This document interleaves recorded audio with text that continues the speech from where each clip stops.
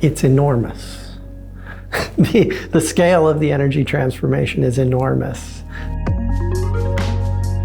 So we can think about it in terms of, say, manufacturing scale. So we currently manufacture about 100 gigawatts of solar panels a year. To get to the scale that we need just in order to maintain a steady state, if solar energy were producing half the world's energy, we would have to increase the current manufacturing capability of the planet for solar panels by a factor of 40. For every factory we have at the moment, we would have to build 40 more. You can measure the scale of the energy sector as an economy, as an economic sector in various ways. But by many of those ways, it amounts to a third of the global economy.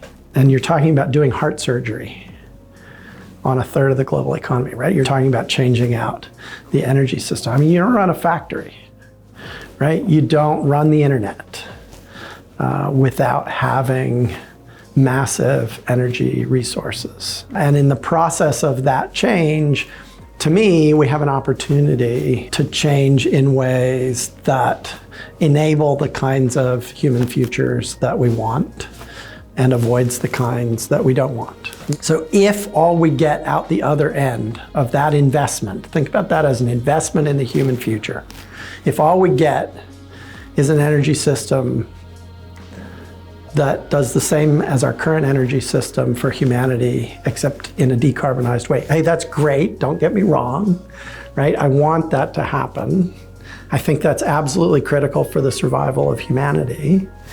But if that's all we get out of that investment, that will be a huge wasted opportunity. Energy is so central to everything that we do and how we organize things and how wealth is distributed and how power is distributed and why we have inequality and why we have poverty are wrapped up in our existing energy systems. So we have an opportunity to make those investments in ways that really power a thriving, inclusive human future.